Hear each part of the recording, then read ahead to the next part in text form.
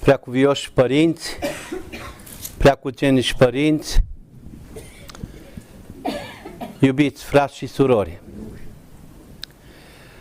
bucuria de a vorbi despre Părintele Arsenie este fără de margini. Mai ales că au trecut câțiva ani buni de când, pentru prima dată, am vorbit despre Părintele Arsenie în 1991, în postul Crăciunului, aici la dumneavoastră, în Casa de Cultură. Au trecut, deci, 23 de ani de când am fost la dumneavoastră, am mai fost în Făgăraș, dar cu misiunea de a vorbi despre Părintele n-am mai fost până astăzi. Părintele Protopop m-a invitat ca să vorbesc în fața dumneavoastră despre cel care a fost, este și va fi Sfântul nostru, Sfântul de Aur al Ardealului, Sfântul țării românești, Sfântul Ortodoxiei și Sfântul acestei planete. Pentru că Părintele Arsenie nu este numai Sfântul al Ardealului, ci este Sfânt pretutindeni. Sfințenia nu are granițe, nu are margini. De aceea a vorbit despre Părintele Arsenie este o îndrăzneală mare de tot. Este o îndrăzneală pe de o parte că nu voi putea să vorbesc cuprinzător despre personalitatea și activitatea Părintelui Arsenie Boca și în al doilea rând, cred că a vorbit despre Părintele Arsenie Boca trebuie să fii îmbrăcat și înzestrat cu har dumnezeiesc, cu putere și să ai cădere ca să vorbești. Nu oricine poate să vorbească despre oricine.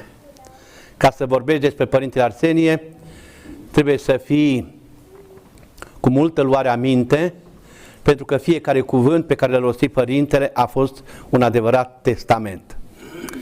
M-am gândit ca în seara aceasta să vorbesc despre Părintele și să precizez câteva nuanțe pe care le-am găsit necesare să vi le pun la sufletul Sfinților voastre.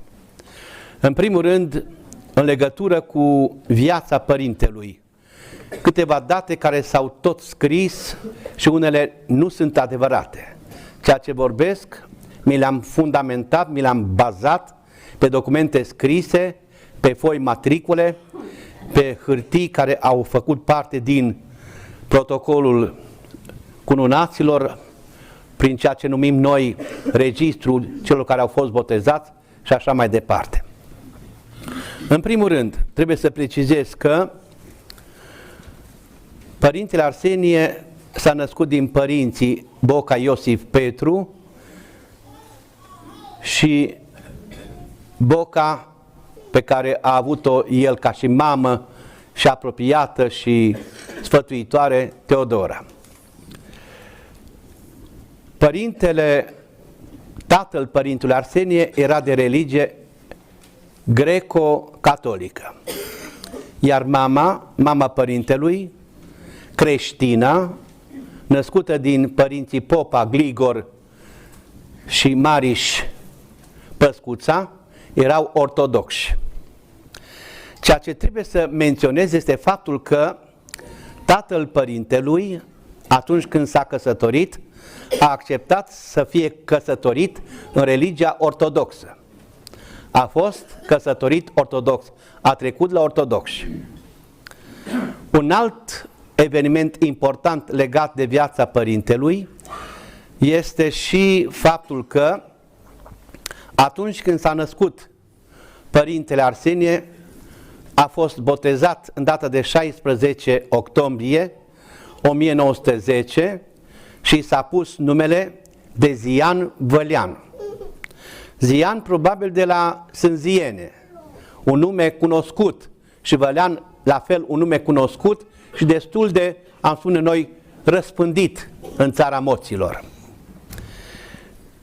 A fost botezat Părintele Arsenie în religia ortodoxă. Este un dar de la Dumnezeu că Părintele a fost botezat în religia ortodoxă, iar nașterea a fost anunțată de bunicii materni, adică de Gligor și Păscuța. Tatăl dânsului a fost plecat în America, după ce s-a căsătorit, a plecat în America și perioada în care Părintele era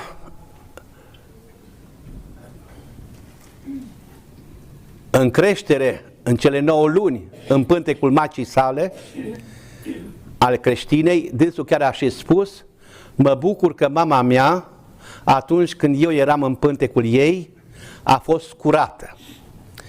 Pentru că a păstrat curățenia, tatăl fiind plecat departe, și dânsul adesea, Părintele Arsenie mai târziu, dădea acest sfat: atunci când femeia rămâne gravidă, să nu mai aibă de-a face cu soțul până când nu naște.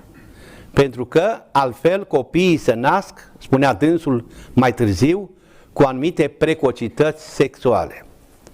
De ce lucrul acesta este foarte important? Între copilul care se naște, se formează, și mamă există o legătură puternică. Toate trăirile interioare ale mamei, toate bucuriile și toate tristețele se transmit copiilor. De aceea este foarte important, Părintele spunea, contează foarte mult cei 7 ani de acasă, cum spuneam noi altă dată, și dânsul adăuga 7 ani plus 9 luni. Lucru pe care ar trebui să-l spunem și noi, preoții, și cei care cunoaștem, celor care sunt tineri căsătoriți, să păstreze această rânduială deosebită. Al doilea lucru foarte important este faptul că Părintele a trăit în satul Bujoara, din Vața de Sus, departe de Vatra satului, cam la 12 km de sat, o zonă destul de greu accesibilă, foarte greu să ajungi acolo. Era oarecum un loc sălbatic, erau câteva case răsfirate acolo, o zonă de bază, o zonă mirifică. În casa aceea s-a născut Părintele Arsenie Boca la 29 septembrie 1910. S-a născut acolo, casa nu mai există. Astăzi, în locul casei s-a pus o cruce, unde a fost casa părintească. Din casa părintească s-a construit la câțiva metri mai jos o altă casă care astăzi există. În casa respectivă există un pat, iar o femeie din localitate a spus că patul acela este patul în care s-a culcat Părintele Arsenie. Din grajd, și spune că grajdul ar fi autentic, a mai rămas o bună parte, s-a refăcut, s-a reclădit și grajdul este din timpul vieții Părintelui Arsenie. Acesta este teritoriul pe care a locuit Părintele Arsenie. Se mai spune într-o carte apărută în 2009, scrisă de domnul Lucinescu, că mama Părintelui Arsenie, Creștina, era săracă și că păștea oile satului. Nu este adevărat. Mama nu a fost săracă, sigur că n-a fost nici foarte bogată și nu păștea oile satului. Asta luată așa după urechi, ca să sună bine. Dânsul, din documentele cadastrale, părinții aveau în jurul casei 6 hectare de teren și mai aveau încă 4 parcele suficiente ca să fie cultivate cu tot ceea ce este necesar pentru a asigura un trai decent familiei. Părinții erau foarte harnici, iar o femeie din sat mărturisește că își amintește că soacra dânsei spunea că a fost slujnică în casa părinților unde s-a născut Părintele Arsenie Boca. Ca să fii slujnică, ca să mai ai încă un suflet de hrănit, de îmbrăcat, asta presupune că nu erai chiar lipit pământului. Mai mult decât atâta, casa părintelui era acoperită, era o casă alcătuită din 2 dăi și acoperită cu șiță, cu șindrilă. Pe timpul acela, casele care le-am vizitat și m-am uitat în documentele vremii, erau case acoperite cu paie, cu stuf. Ori lucrul acesta mai spune ceva, că exista o anumită bunăstare în care a trăit Părintele. O altă problemă legată de viața Părintelui este ceea ce numim noi divorțul părinților. Tatăl Părintelui se pare, după cât am văzut eu prin felul cum scria, că nu a fost un om lipsit de carte. Chiar dacă era, așa spunea Părintele, cizmar, pantofar, Era un om care avea un scris foarte frumos, care dovedea o anumită pregătire și o anumită conduită în viață. Și mama știa să scrie, că am văzut semnătura dânsei acolo când se făcea protocolul și semnăturile mirilor, când se cununau, trebuia să depui semnătura pe act. Am văzut această semnătură.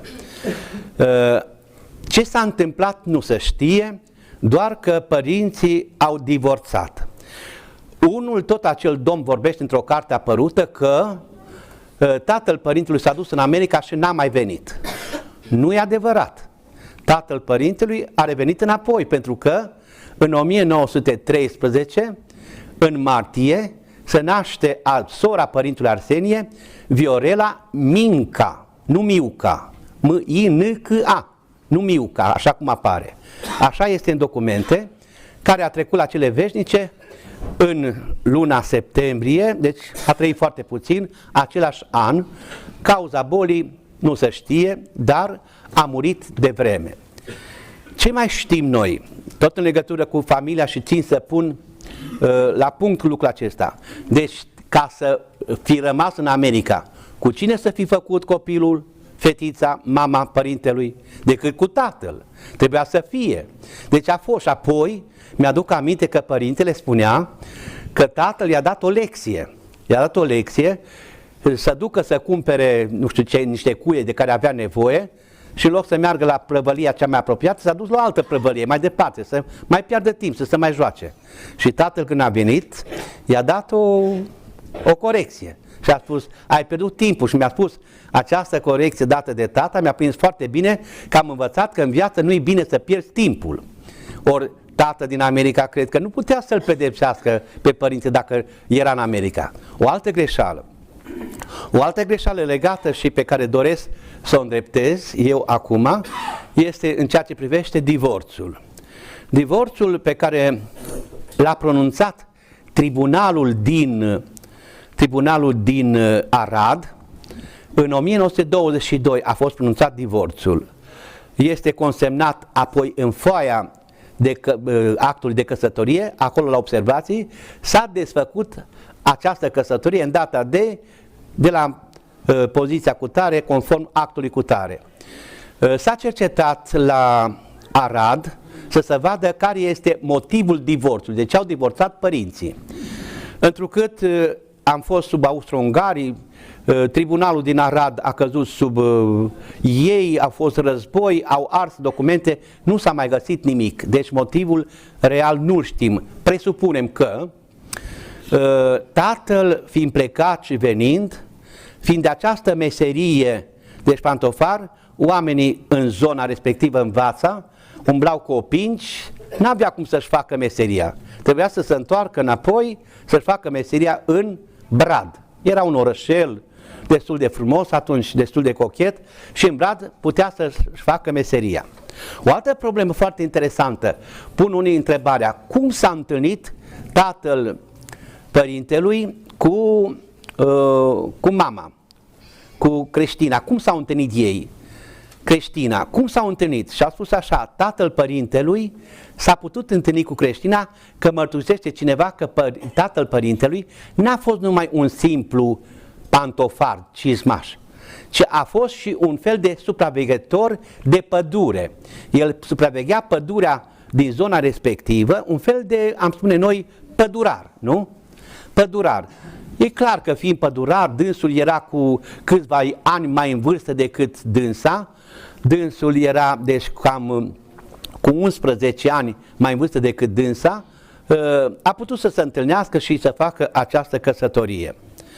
Ceea ce mai este de menționat este faptul că părintele a fost dat în grija tatălui pentru că îi asigura o stabilitate mai bună și putea să fie dat la școală. Iar un lucru foarte important de precizat, pe care nu-l cunoaștem până acum, este școala pe care o face părintele. Din documentele pe care le-am citit și le-am studiat, este că părintele a făcut primele 4 clase, am spune, cu învățători particulari, cum era altădată. Întrucât spunea că a făcut școala în Vața de Sus. În Vața de Sus, atunci când s-a născut părintele, din documentele vremii nu exista școală, numai în Vața de Jos. În Vața de Sus nu era școală. Iar mama, între timp, după ce a divorțat, s-a mutat în Hălmagiu, căsătorindu-se și a devenit cu numele de Dărău creștină. Nu se mai știe absolut nimic în legătură cu aceasta. Cu cine a făcut școala? Școala se pare că a făcut-o cu niște rudenii, cu un verișor, despre care vorbește și amintește dânsul, Crucin Vasile, era învățător, care l-a pregătit și a dat examenele acasă și în felul acesta și cu un are Emil Lungar a făcut școala și a terminat primele 4 clase. Pentru ca în 1922 să fie înscris la liceul din Brad, făcând 7 ani și în 29 a fost declarat absolvent al liceului din Brad. A fost un copil deosebit de înzestrat. Așa îl mărturisesc toți colegii și toți cei care l-au cunoscut. A avut o minte sclipitoare, o memorie fenomenală, un fel de a se așeza pe lucru, încât atunci când lucra cu temeinicie, așa cum spunem noi, ca și când lucrezi pentru Dumnezeu. Lucrul acesta s-a văzut de mic. De mic a avut această trăire lăuntrică. Cert este că trăind în zona respectivă, nu se știe exact, dar după 1922, este dat în grija mamei, este și declarat divorțul, iar mama se mută în Hălmagiu și părintele se mută la Brad. Acolo face școala. La Brad este luat foarte aproape de rudeniile din partea tatălui și ajutat, crește împreună cu verii și verișoarele de acolo, este ajutat pentru că apoi să termine facultatea, să termine liceul, să meargă la facultate. Părintele avea această aplecare spre cele duhovnicești, spre cele sfinte. Îi plăcea să se roage, îi plăcea să mediteze, iar lucrul acesta, după cum se spune și mărturisește și părintele, l-a primit de la mamă.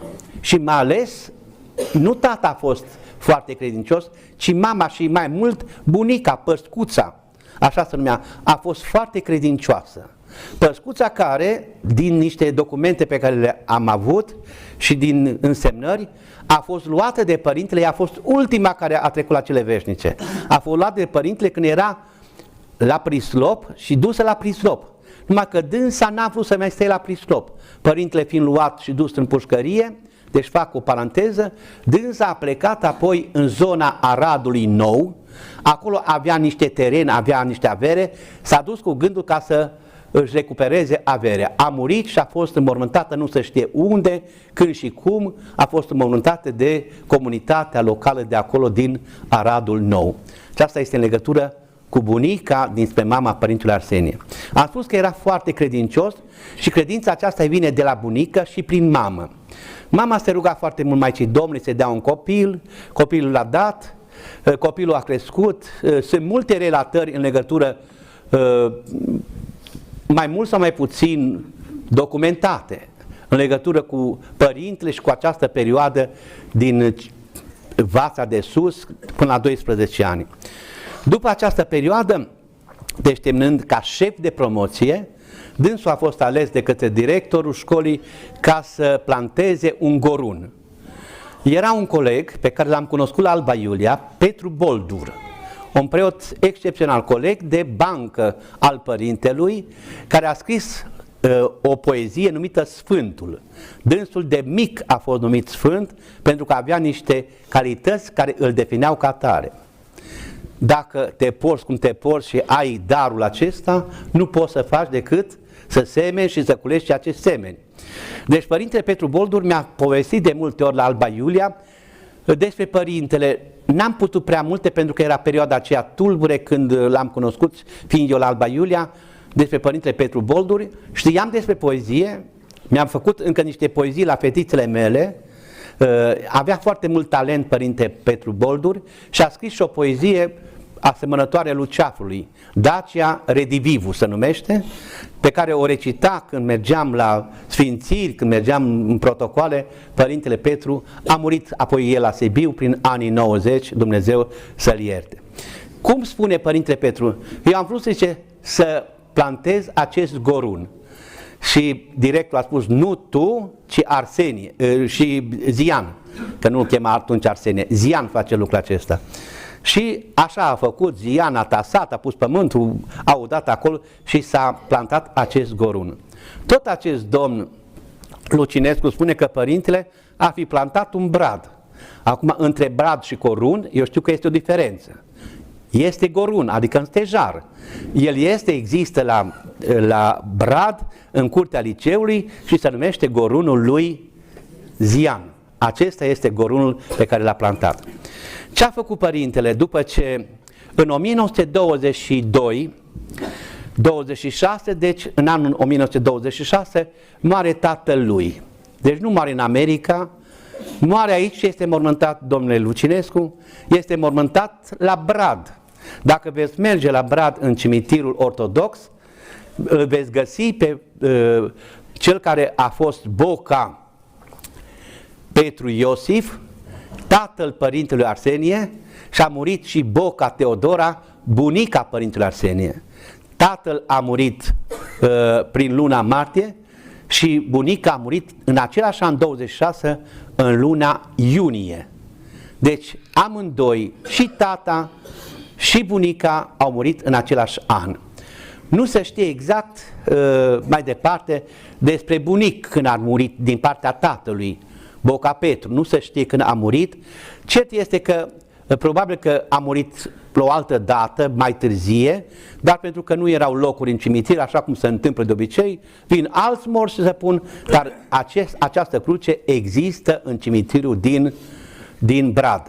Cine vrea să meargă să vadă, găsește crucea aceasta și este foarte importantă. Două probleme se ridică aici.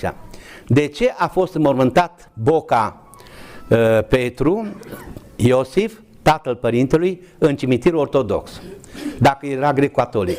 Se presupune că între timp s-ar fi convertit la ortodoxie și lucru plauzibil, foarte adevărat, și copilul și soția și toți ar fi trecut la ortodoxie. 1, 2, nu a fost trecut în registrul ortodoxilor, ci nu doar în cimitir și a scris acolo, pentru că probabil că cel care făcea treaba aceasta n-avea voie. Venea mitropolitul sau episcopul, spunea, băi, să nu te prind că pierdem ceva, nu treci acolo să vadă că am pierdut iar un suflet. Și el trecut oficial, dar trecut sub rezervă, sub tăcere, ca să nu știe alții cine a fost el. După ce au murit părinții, părintele, terminând facultatea, fiind dat tutorului acestui verișor, care era cu 9 ani mai mare decât părintele, era născut în 1901, Crucin Vasile, l-a ajutat foarte mult. În casa lui a învățat multe părintele, fiind o familie de intelectuali. Cred că a fost și șansa părintelui de a merge pe linia aceasta, de a apuca pe linia școlii. Mare lucru. În viață niciodată nu se știe. Judeci că se întâmplă ceva, dar nu știi cum se întâmplă. E mâna lui Dumnezeu. Dumnezeu știe de ce trebuie să fie așa. Și uite că a fost foarte bine. A ajuns să meargă la Sibiu și pentru că a simțit această chemare de timpuriu a solitudinii, a singurătății, părintele spune că a încercat și pe mamă să o obișnuiască cu cât mai puține scrisori de la părintele, cu cât mai puține vizite, pentru că mai târziu, atunci când se va călugări, să nu fie prea grea ruperea mamei de copil. Pentru că o mamă știe ce înseamnă. Cunosc eu ce înseamnă mamă de copii și mai ales mamă, chiar dacă sunt călugări sau călugăriță. Merg până în pânzele albe după copii și urmăresc. Dar părintele vrea ca să fie cât se poate de independenți, să nu depindă foarte mult de mamă. Ce a făcut părintele? Mai mult decât atâta, este foarte, foarte interesant. Părintele și-a vândut averea. Deci casa părintească a fost vândută. Mama a vândut că s-a mutat și apoi a cumpărat în Hălmagiu, n-a avut de acolo avere și a vândut ce a avut averea ca să facă școala. Ce învățăm noi de aici? Că părintele s-a pregătit să fie călugăr adevărat. N-am nici casă, nici masă, n-am nici bani, nici frați, nici surori, mă duc să-i urmez lui Hristos. Deci părintele, făcând treaba asta, a vrut să o rupă cu lumea. Să o rupă cu lumea. Deși era bursier, spune acolo, că era bursier, totuși a făcut treaba aceasta pentru ca să se susțină și cu siguranță, așa cum auzeam de multe ori, parte din bani a dat la săraci, așa cum găsim în viețile sfinților, și a ajutat pe alții ca să poată să trăiască, să-și ducă viața mai departe. La Sibiu, părintele Arsenie a fost remarcat de toți profesorii ca fiind un element deosebit. Un element deosebit. Dovadă că l-au apropiat atât de mult și cei care erau profesori acolo și prieteni, între care amintim pe părintele Dumitru Stăniloae, apoi îl amintim aici pe mitropolitul de vrednic amintire Nicolae Mladin, amintesc eu aici pe profesorul meu și colegul de bancă al părintelui de la Sibiu, pe părintele Bodogaie, care au scris cuvinte excepționale la adresa părintelui Arsenie Boca. Dacă ar fi fost altceva, mă gândesc eu, aș fi găsit o însemnare atunci, rea la adresa părintelui. Însemnările rele la adresa părintelui au apărut mult mai târziu. După ce părintele a fost hirotonit preot, a fost așezat la Sâmbăta, după ce a plecat la Sfântul Munte, s-a întors înapoi, a fost așezat de mitropolitul Nicolae Bălan la Sâmbăta și spune părintele, nu știu ce s-a întâmplat, dar dintr-o dată m-am văzut năpădit de o mulțime de oameni. Pur și simplu a fost copleșit de oameni. Oamenii au simțit darul și lucrarea lui Dumnezeu în părintele Arsenie. În cauza aceasta părintele l-a rugat pe părintele Serafim Popescu ca să accepte hirotonia, să slujească la biserică și dânsul să se ocupe cu credincioșii, și foarte mulți sunt cei care din dumneavoastră ați aflat de la, mai ales în zona dumneavoastră, a Făgărașului, ați aflat de la părinți, de la bunicii dumneavoastră despre activitatea părintelui la Sâmbătă. Cert este că imediat istoria este istorie, vremurile sunt foarte tulburi, părintele și-a văzut de treabă și mișcarea legionară era în expansiune. Au început să fie odată folosiți de Carol și apoi ei au fost împotriva lui Carol. Și ce s-a întâmplat? Eu n-am fost născut atunci, dar din ceea ce am citit mi-am dat seama. Părintele n-a fost niciodată așa cum l-au acuzat și acestea au fost capetele de acuză că părintele a fost legionar. Niciodată n-a fost să nu recunoască că nu i-a spovedit, nu i-a împărtășit, că nu i-a primit în biserică să le dea un sfat. Niciodată n-a fost lucrul acesta. Chiar mi-aduc aminte de o relatare pe care o soție, Maria, unui domn Ioan Iacob din Voivodeni, o dă o declarație la Securitate despre părintele Arsenie. Spunea, părintele adesea, fără revolver, fără pistol, fără răzbunări, fără răutăți. Nu aveți ce căuta, nu trebuie să vă răzbunați, nu trebuie să împușcați, nu este frumos ce faceți voi. Deci părintele, dacă le-a dat un sfat, acesta a fost sfatul părintelui și niciodată n-a avut o altă atitudine față de ei. Și totuși părintele a fost anchetat, arestat, oprit și așa mai departe. Mi-am pus întrebarea, de ce? Dumneavoastră știți? Hai să încercăm să ne gândim. Oare de ce părintele a fost arestat? De ce părintele a fost umilit? Poate că și bătut? De ce părintele a trebuit să treacă prin aceste lucruri deosebite? Uitați, eu mi-am notat aici câteva calități ale părintelui care te fac să suferi pentru Dumnezeu. Hristos a spus Sfintul Apostol, dacă pe mine m-au prigonit, și pe voi vă vor prigoni. 1. Părintele Arsenie Boca a fost și este un sfânt dăruit de Dumnezeu neamului nostru.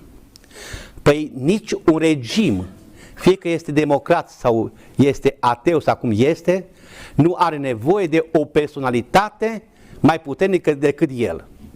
Ia gândiți-vă să fie părintele Arsenie Boca astăzi, în seara aceasta aici. Câți oameni ar fi în Făgăraș. Țara întreagă. N-am avea loc să-l primim pe Părintele Arsenie aici. Câți au fost după ce a murit Părintele Arsenie? La Prislop, la 20 de ani, 40.000, iar în 3 zile au fost 70.000. Câți merg? Cine este Părintele Arsenie?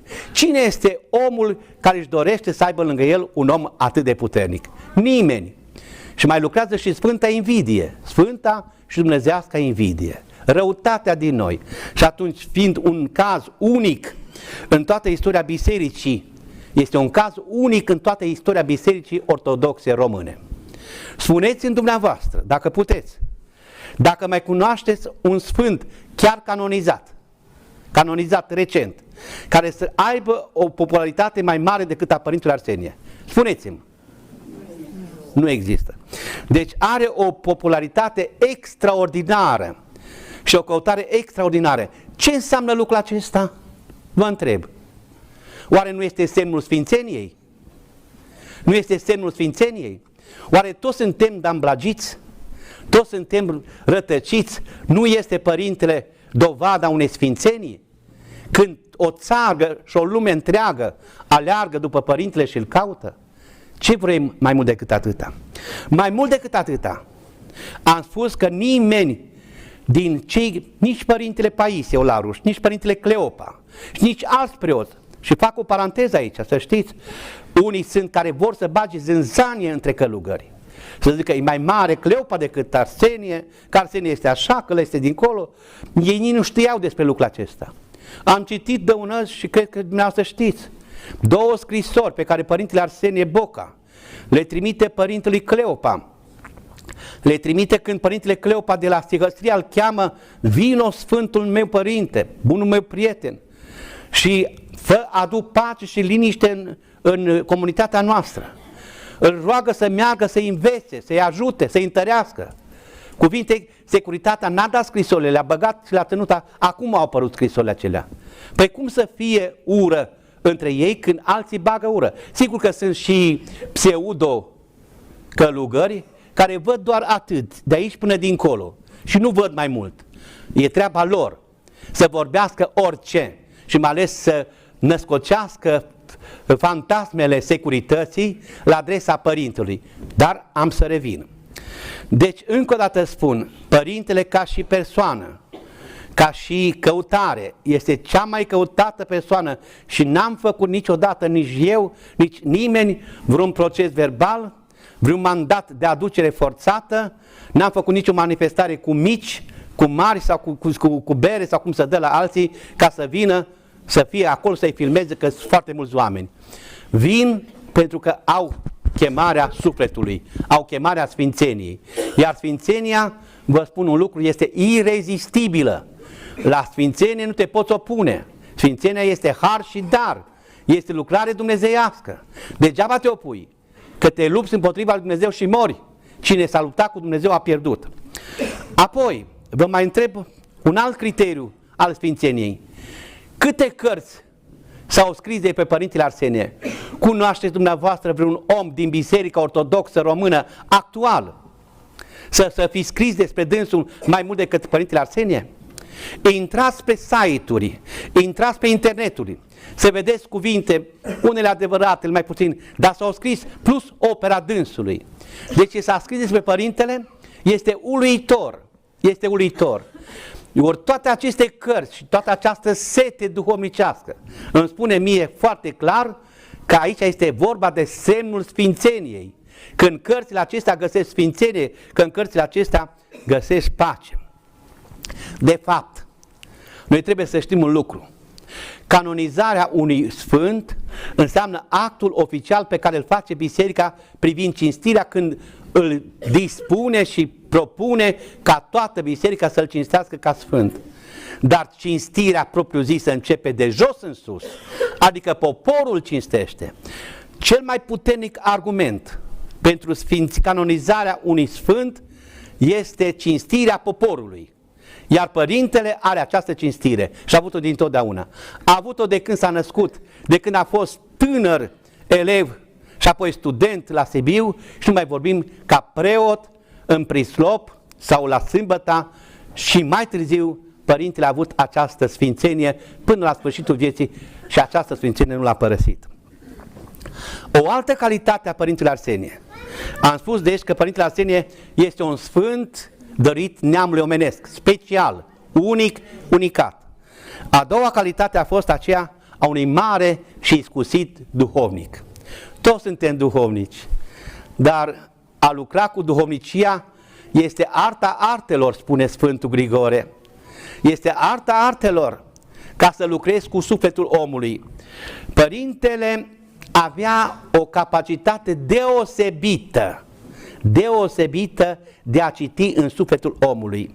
Cunoștea psihologia umană la perfecție și știa să pătrundă cu darul lui Dumnezeu în sufletul omului. Odată dacă îl vedeai pe părintele, nu trebuia să mai vezi a doua oară. Odată dacă vorbea cu tine părintele, dacă aveai urechi de auzit, îți era suficient. Cuvintele părintele erau testament, erau cuvinte de profet, erau cuvinte puternice, șlefuite în dalta conștiinței tale. Nu puteai să faci nimic. Părintele spunea așa despre lucrul acesta: măi, eu vă iert ca duhovnic, să știți că am această putere, dar să știți un lucru, că niciun păcat nu rămâne neispășit, neplătit. Deci, Dumnezeu iartă vina, dar noi plătim plata. Noi trebuie să plătim plata, pentru că suferința aceasta pe care Dumnezeu o dă ca și consecința păcatului, plata păcatului este moartea, dar uneori nu chiar moartea. De aceea, părintele avea lucrul acesta, pentru că avea o minte lucidă și un spirit, am spus eu, înainte văzător, ceea ce nu prea au mulți.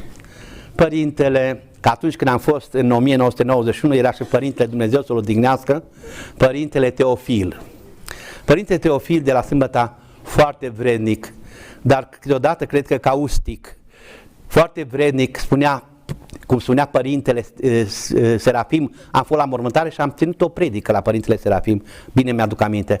Părintele Serafim spunea despre părintele Arsenie, zice, nouă ne-o dat Dumnezeu așa, cu țărit așa, dar părintele i-o dat cu găleata, darul. I-o dat mult de tot. Iar părintele Teofil spunea despre părintele Arsenie, și asta este meritul dânsului, că părintele Arsenie n-a fost numai un simplu duhovnic. Calitățile pe care le-a avut părintele Arsenie nu le poți dobândi, poți să citești cât vrei tu, poți să stai cât vrei tu, cum vrei tu. Dacă nu-ți dă Dumnezeu de sus un dar, nu-l ai. Ori părintele Arsenie a fost acest dar pe care l-am spus, un dar dăruit de Dumnezeu poporului român, bisericii noastre, neamului nostru. Deci avea și calitatea aceasta de a vedea înainte. Vedea înainte părintele Arsenie.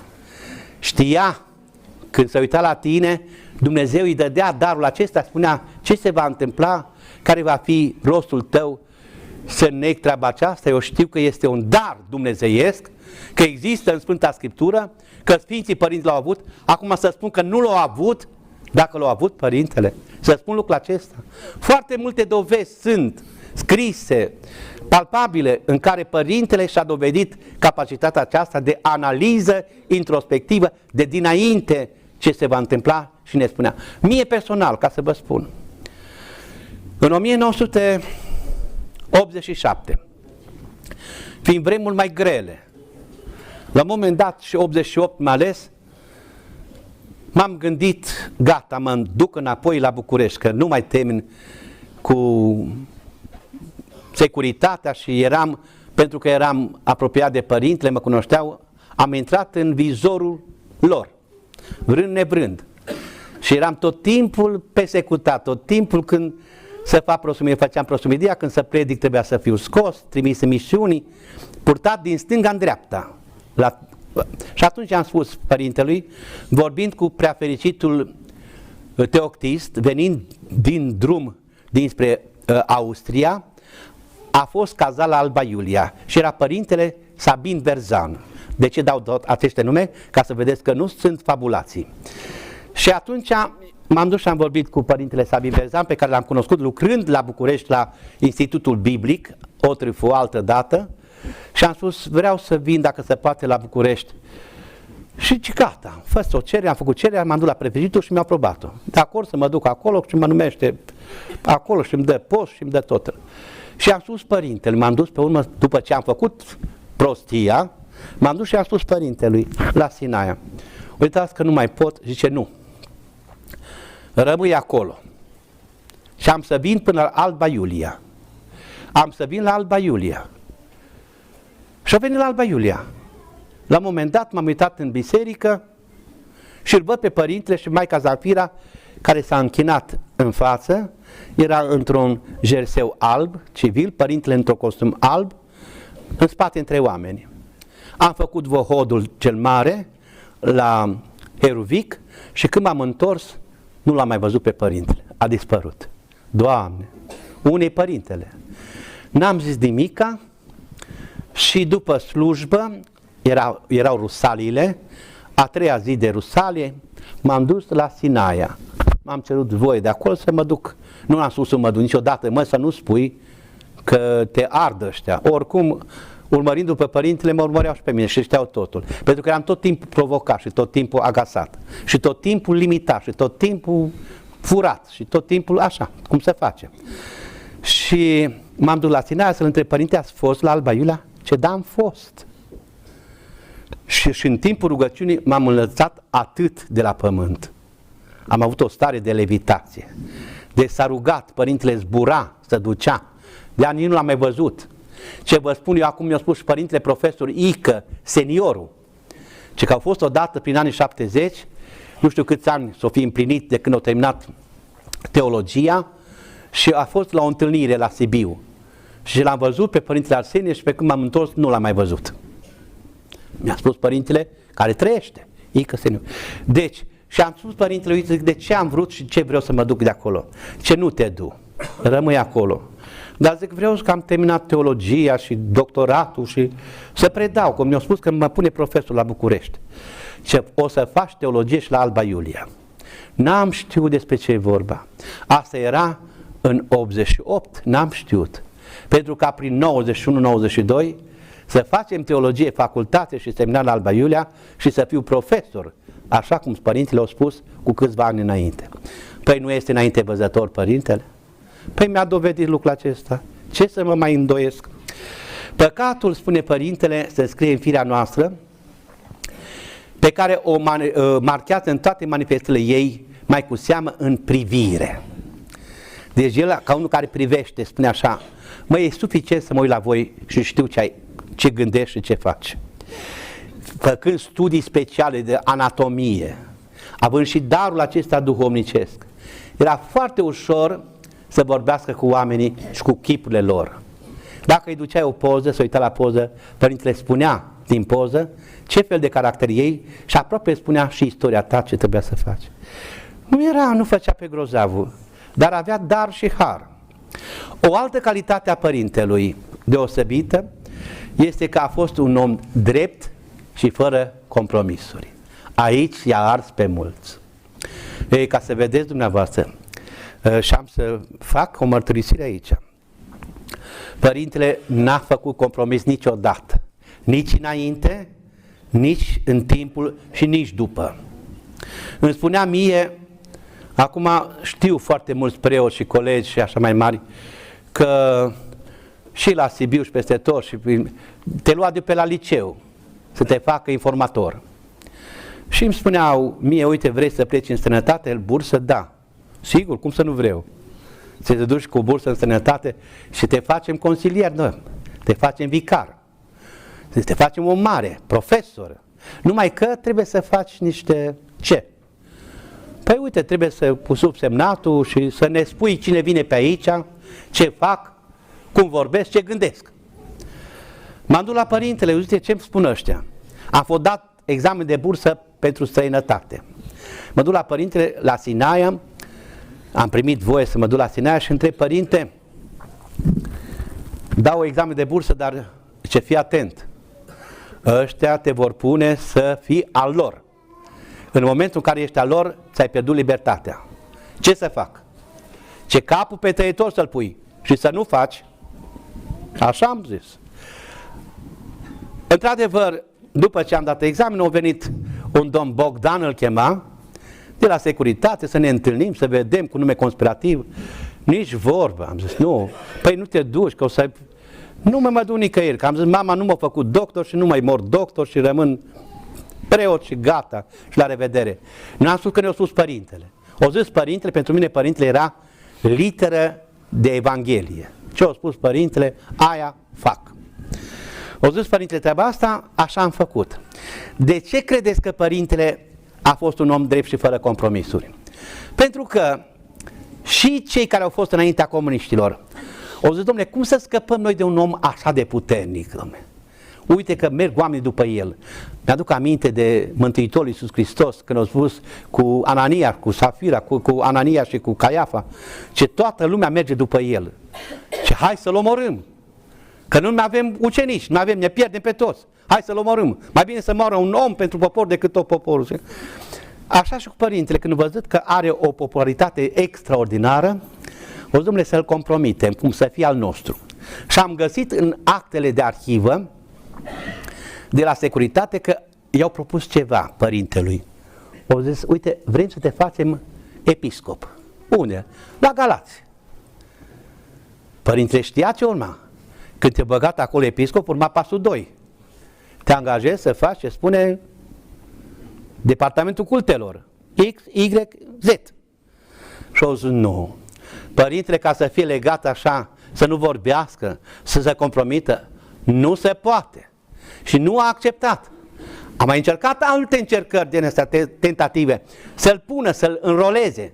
Domnule, a spus, cu Arsenie putem să scăpăm doar așa dacă îl înrolăm, îl băgăm undeva, îl închidem și trebuie să vină după noi. N-ai ce să faci. În momentul în care te-ai dus acolo, ai dat un angajament, s-o termina cu tine. N-a vrut să facă treaba aceasta, a fost fără compromisuri. Îmi aduc aminte de o relatare pe care mi-a făcut-o nouă părintele Dumitru Stăniloae, acum ca să revin la părintele Stăniloae. Pentru că fiica dânsului, doamna Lidia Stăniloae, altfel o doamnă respectabilă, a avut o amnezie și a început să vorbească într-o carte urât despre părintele, că este așa, că tatăl dânsului nu știu cum, că nu... Păi, pagini mai frumoase despre părintele, așa cum au fost scrise de părintele Stăniloae, n-au scris nimeni. Eu n-am văzut alte pagini mai frumoase. Citiți Prefețele la Filocalii și citiți un raport pe care l-a făcut părintele Stăniloae, la adresa părintelui Arsenie, patriarhul, vorbind despre Duhul cel nou, despre puterea de convingere și lucrarea părintelui Arsenie. Ce a spus în 1975, student fiind în anul 1, la Sibiu, părintele Stăniloae. De față fiind și înalt preasfințitul mitropolit, Dumnezeu să-l ierte, Nicolae Mladin. Ne-a vorbit despre cultură, ne-a vorbit despre importanța studiilor, ce trebuie să facem noi și pe urmă am avut așa un dialog și am pus o întrebare. Am zis, părinte, știind că eu eram încercat atunci, a trebuit să fac un raport despre un coleg, Mascas Alexandru, el era boxer din Constanța, dau nume exacte. Era student în anul 2, care a trimis niște scrisori la Europa Liberă. Și o trebuie să facem toți studenții, pus de părintele Constantin Voicu, acum așa era treaba asta, o adunare, eu eram șeful studenților, ăsta și să fac să spun un cuvânt puternic la adresa colegului Mascas, că nu-i bine ce-o făcut și așa mai departe. Eu însumi ascultam Europa Liberă. Cum să vorbesc eu așa despre el? L-am întrebat, băi, care e chestia asta? Când mă gândeam, ăsta era așa mare, solid, boxer, să mă prinde cu un uppercut și m-am trecut în lumea viselor. Ce mă fac eu cu el? L-am întrebat, băi, ce ai făcut? Ce am trimis? Și am vorbit aici despre sate, cum era atunci, că se dărâmă satele, că se dărâmă cu tare, că nu-i pace, nu-i liniște. Și am zis, eu nu pot să vorbesc așa, am vorbit altceva, am zis, noi trebuie să fim solidari, nu avem cădere să vorbim despre oricine și oricum. Mă rog, am fost muștulit de domnul Frâncu, mi se pare că a murit, Dumnezeu să-l ierte. Așa a fost, am trăit și eu o parte din istoria aceasta interesantă. Și părintele Stăniloae, atunci am pus întrebarea, când mi-a venit cu o mănușă atunci, era proaspătă treaba asta. Am zis, părinte, până unde poți să mergi să faci compromisul sau să nu faci compromisul, ca să n-ai conștiința pătată? Pentru că mi-a cerut să fac ceva pe acolo. Și a zis părintele Stăniloae un cuvânt atunci, a zis, Anumite compromisuri poți să le faci. Eu am făcut compromisuri, nu mi-au spus ce, nu au spus nouă ce, dar dacă nu le făceam, și noi atunci așa am înțeles, zice, pe mormântul meu era deja glie și iarba era mare. Și nu mai aveam atunci scrierile dânsului, nu aveam dogmaticile și tot ce a făcut dânsul. Și am zis așa, decât să ne lipsim noi de o valoare atât de tare, mere uneori în viață să faci un anumit compromis. Biserica îl face, o anumită economie. Ei, uite, Părintele Arsenie n-a făcut lucrul acesta, nici în ruptul capului. Aici a fost un moț încăpățânat și a spus, nu fac. Și dacă n-a făcut, a plătit. Din cauza aceasta l-a băgat acolo, că zic, dom'le, dacă ăsta nu face și nu se compromite, nu-l avem cu nimic la mână, decât așa mai bine îl băgăm la închisoare. În felul acesta zic că am spus că Părintele n-a fost un călugăr oarecare. După 1964, Părintele Arsenie a devenit un simbol al luptei împotriva ateismului. Să știți că ăsta a fost Părintele Arsenie. De ce credeți dumneavoastră, și vă întreb pe dumneavoastră acum, de ce credeți dumneavoastră că din cei care au fost amnistiați după 1964, singura persoană din istoria Bisericii Ortodoxe Române, din istoria României, care n-a fost grațiat, a fost Părintele Arsenie? De ce? De ce credeți?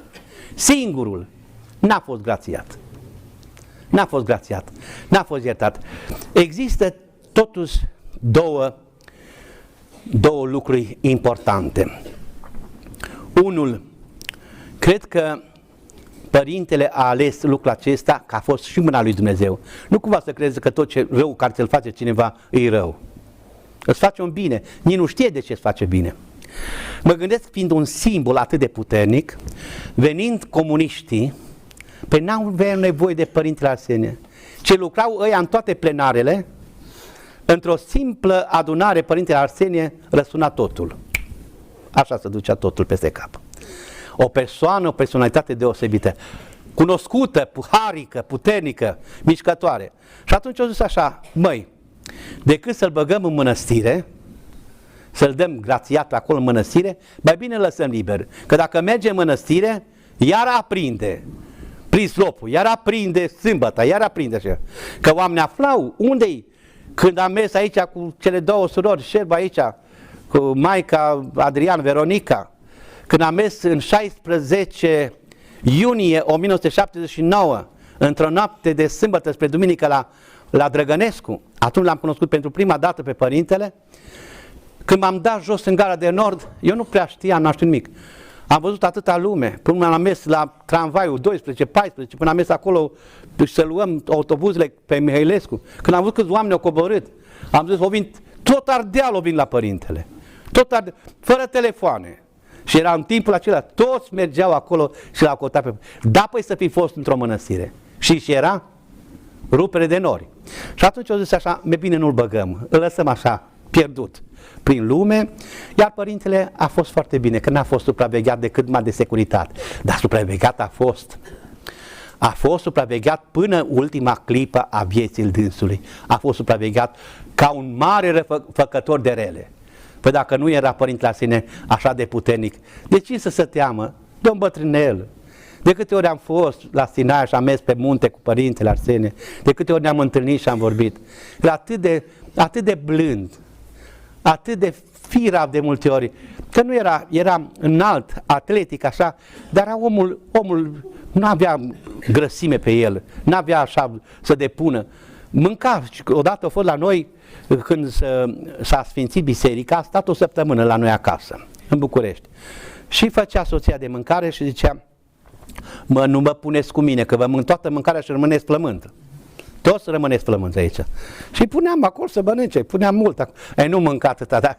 Și citea, era la vârsta aia, citea, am rămas uluit cât citea. Tot ce prindea citea, tot se informa. Avea o acuitate a minții și o prospețime nemai întâlnită.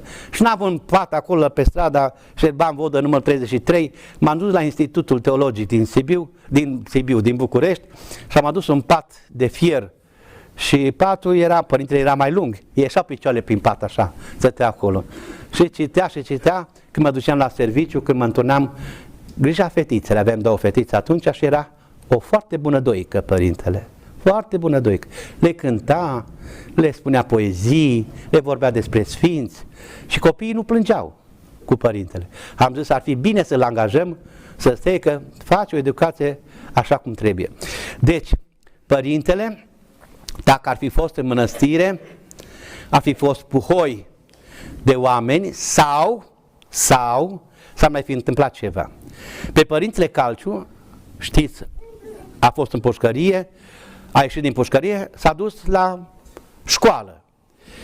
La școală iară lumea a venit, iar l-a băgat în pușcărie, iar a trebuit să plece, ori și părintele avea de ales ori pușcăria, ori să plece. Și atunci au ales treaba aceasta. Au ales să nu fie compromis niciodată de la început până la sfârșit. Și acum, pentru că am vorbit și de părintele Pârvu, am vorbit și de părintele Arsenie Păpacioc, pentru că sunt foarte mulți detractori și unul dintre aceștia este și părintele, cum îl cheamă, Doamne, de pe la București, profesor de istorie, el, Gabor Cornel mi se pare, se dă foarte mare știutor al dogmelor și al erminiei de pictură. I-am avut niște discuții cu el și am zis, o să-ți pierzi capul. Nu așa se face. Folosesc anumite discuții privind nu-și dă numele, totuși așa nu dă numele, dar el când vine pe la noi și către studenți vorbește. Deci l-am descoperit că el este vorba. Pe internet îți spune Părintele Matei. Dar de fapt Părintele Matei este părintele acesta care am spus eu. Trebuie să avem curajul de a afirma ce le spunem în ascuns și la vedere.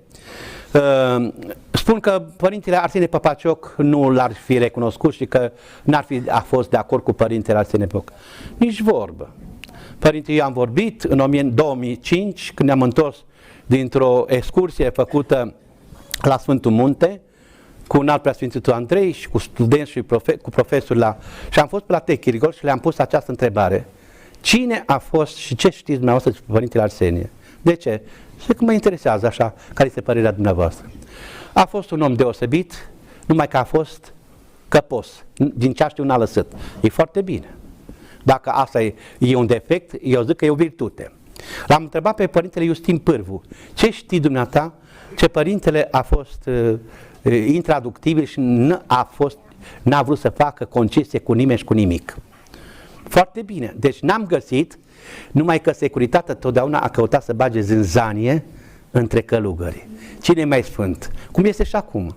Că-i Paisie, că-i Cleopa, că-i Arsenie, ba că Arsenie că nu-i, ba că este, dar nu este adevărat. V-am dat câteva elemente foarte clare în ceea ce privește sfințenia și lucrarea Părintelui Arsenie.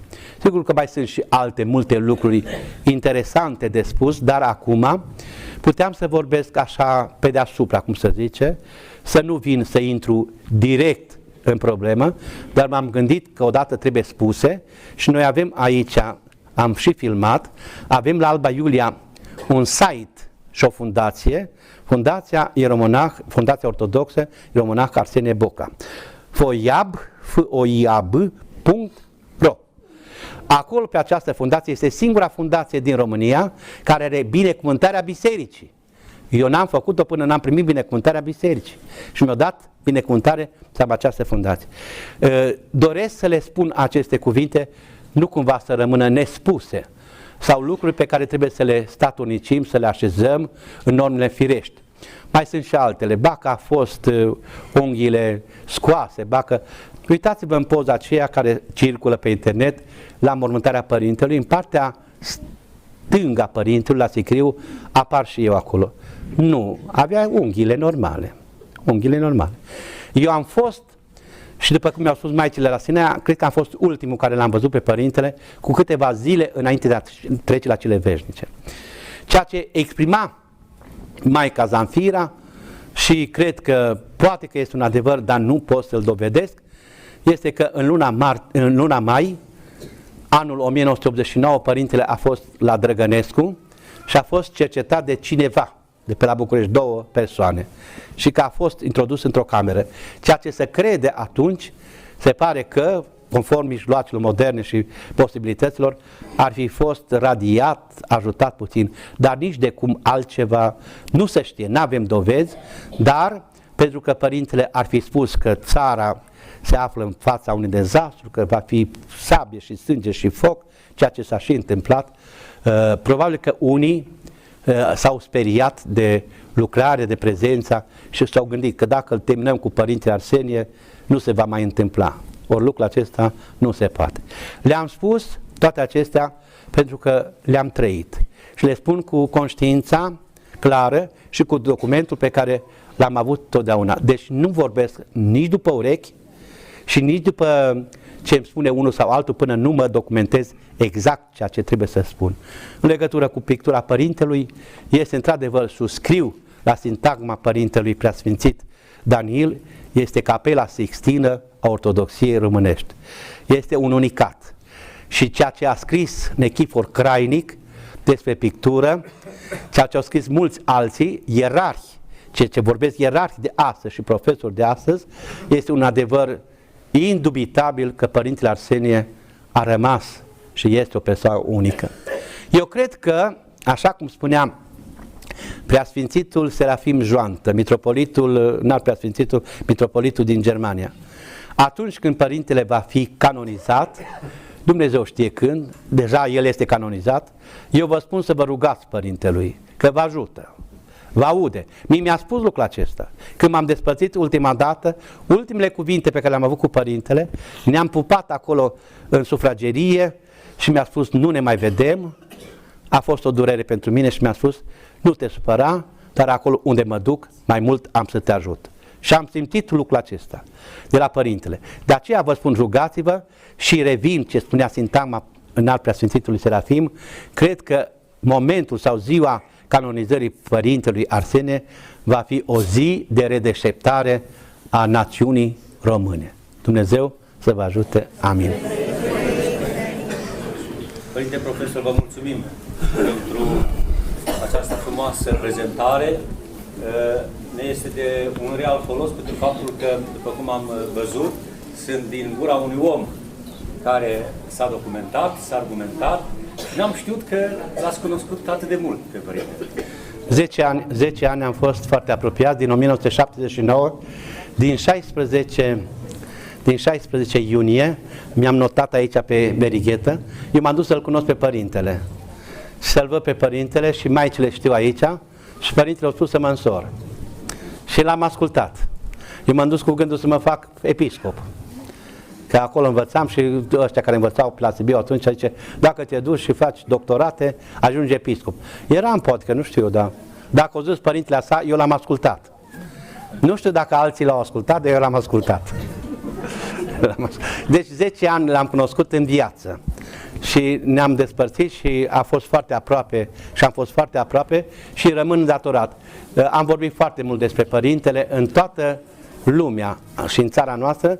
Am primit invitații să vorbesc în Olanda, în Belgia, în Franța, în Italia, în Anglia, peste tot ca să vorbesc despre Părintele, să îl amintesc pe Părintele. Este o onoare pentru dumneavoastră și pentru noi să avem astfel de persoane. Este o onoare, nu este o rușine, este o onoare, este o mare cinste. Este un avantaj, o șansă pentru dumneavoastră, pentru biserică și pentru catedrală. Părintele, dacă face lucrul acesta, văd că sunteți destul de mulți aici. Astăzi nu prea suntem. Oh, dar să meargă din gură în gură, o să meargă din gură în gură. Am schimbat data în ultima vineri, vedeți, singura dată de când noi, Părinte Profesor, acest obicei l-avem de la Părinte Lavrentie. Dumnezeu să-l odihnească. L-am cunoscut bine și pe Părinte. De zile, așa am păstrat și așa vrem să păstrăm. Dar cum am fost în săptămâna luminată, ultima vinere, pentru că o facem acum. Ca altfel, să știți, și ziua liberă. Lume plecată, altfel era puhoi de lume aici, mai ales că știți. Nu e nimic că s-a făcut film, noi punem pe internet filmul ăsta. Păi da, să știți că cei care sunt vor transmite aceste date pe care le-ați pus la suflet despre Părintele, foarte frumos. Sunt câteva lucruri pe care nu le cunoaștem și care rămân așa și pe urmă merg din vorbă în vorbă și să schimbă sensul. Și nu-i bine. Ce putem să spunem exact, să spunem exact? Sunteți de acord? Sunteți de acord? Da! Bun, mulțumesc. Părinte Profesor, vă mulțumim tare mult. Și eu vă mulțumesc. Eu jumătate sunt făgărășan. Am venit cu ginele meu, un alt ginele, el este din Râmnicu Vâlcea, Bogdan Tudor Todoran, este avocat, se ocupă cu restituirea pădurilor și pășunilor, mai ales se ocupă la proprietarii de pe la mănăstiri, mănăstirile sunt foarte mult ajutate și este și teolog. Și este din fericire pentru noi și ginere și are un copil deosebit și deci Ioan Ilie și urmează o fetiță acum peste vreo lună, Anastasia. Am făcut publicitate. Vă mulțumim, Părinte Profesor, și Dumnezeu să vă dea sănătate și să ținem aproape. Înseamnă că atunci când avem ceva să lămurim anumite lucruri despre Părintele, trebuie să apelăm la dumneavoastră. Acum, în ceea ce privește persoana Părintelui, eu zic, am să scriu acum ceva despre viața dânsului și m-am documentat așa, cum se zice, la sânge, citind toate documente de la securitate. Vedeți că au făcut ceva securitatea bine și atunci. Adică o păstra, domnule, au pus pe ăla să părască pe ăla la acesta. Nu știam când Părintele ieși să bea o cafea, că știam că Părintele, de exemplu, dacă mă uit acolo, era foarte punctual. La ora 7 trebuia să iasă, la 7 ieșea. La ora cutare era acolo, era foarte punctual. Părintele a fost disciplinat. De la securitate aflăm cine au fost, prietenii. De multe ori prietenii erau turnători.